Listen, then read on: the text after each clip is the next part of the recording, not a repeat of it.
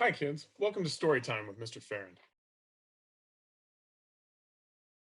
In high school, I was a pretty good citizen, but we all have the capacity to do stupid things. So, this is the story of the lone blemish on my otherwise perfect academic disciplinary record. Well, I also got detention once, but that wasn't my fault. So, story for another time. To set the scene, I grew up in the Willamette Valley. So, just like you, when it snowed, students got a little bit squirrely. One day it had snowed, and I was sitting in social studies class. Now, this was a class where the teacher, let's call her Miss Leary, names changed to protect the innocent, was in the habit of just leaving during class. She'd give us something to do and then be gone for 15, 20 minutes, maybe the whole period. And we didn't know where she was. She just wasn't there. So we were sitting alone in the classroom. It had big windows that looked out over the courtyard in the center of the school. And my friend and Steve and I decided it would be funny if we jumped out of the window, made snow angels in the courtyard, and came back into class, sat back down as if nothing had happened. So we did. Uh, we got out, we made snow angels, we came back in, people laughed, no one was hurt, and everything seemed to have gone according to plan.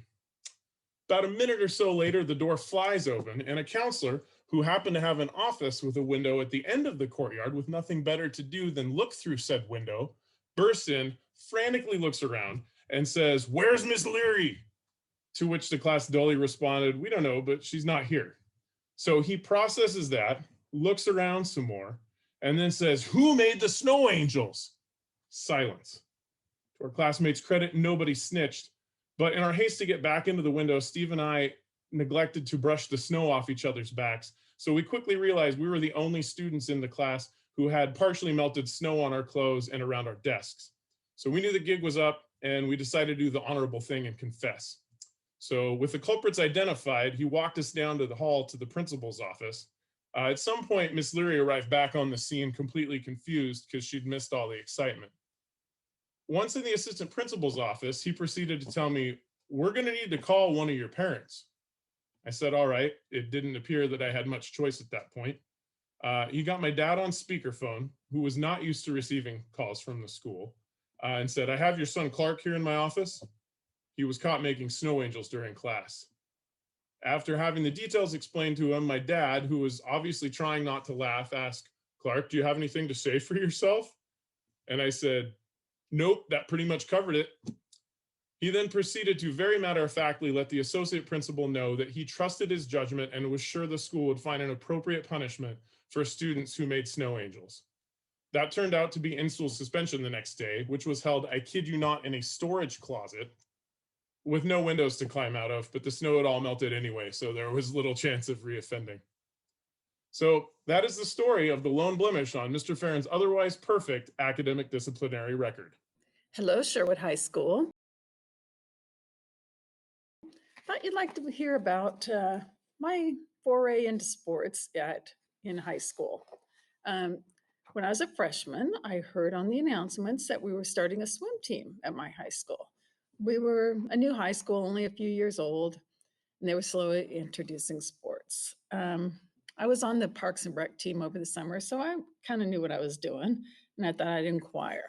So when I saw the teacher who was the coach uh, in the hallway, I stopped him and asked about it. And he said, "Oh, unfortunately, that's actually just men's swimming, not women's swimming.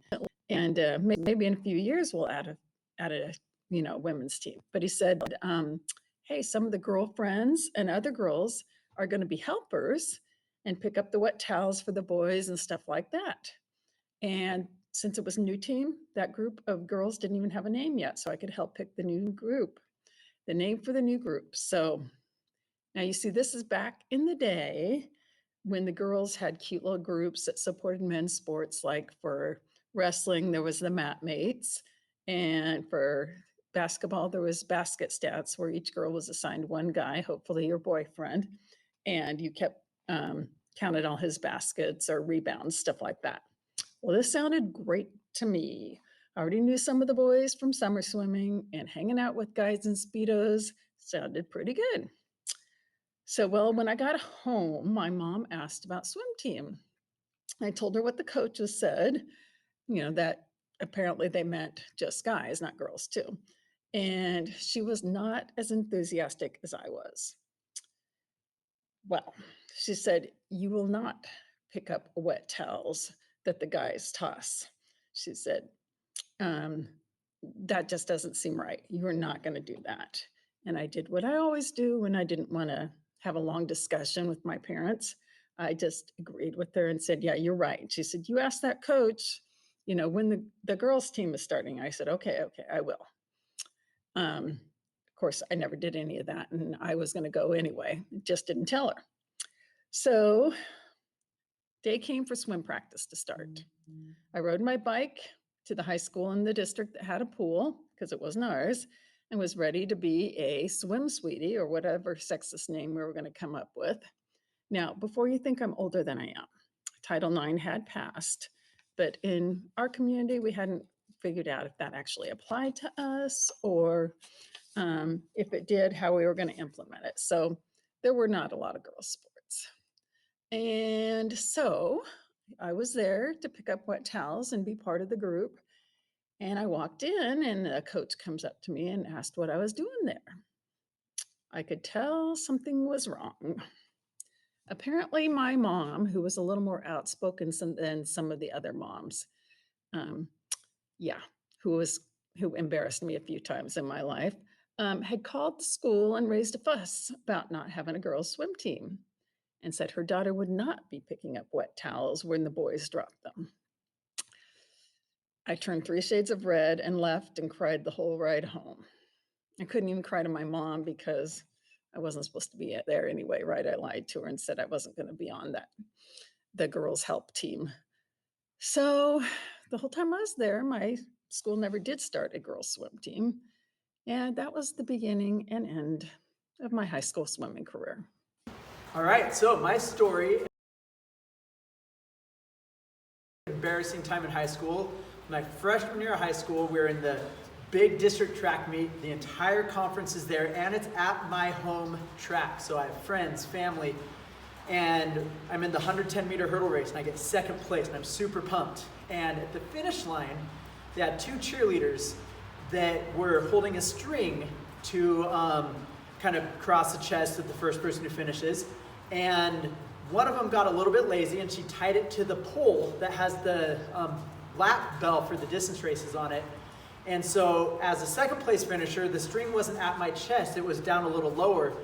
And as I finished the race, it wraps around my leg. And if you've ever been to rodeo and watched like a hog tie, that's exactly what happened with me. And I just went down flat on the track, pulled the bell down, and it's ringing. And turns everybody's heads, focuses right there at me, laying on the track bleeding, and got second place, but I got the scars for it. So there you go, embarrassment, and I'm still here to tell the story, so it went okay in the long run.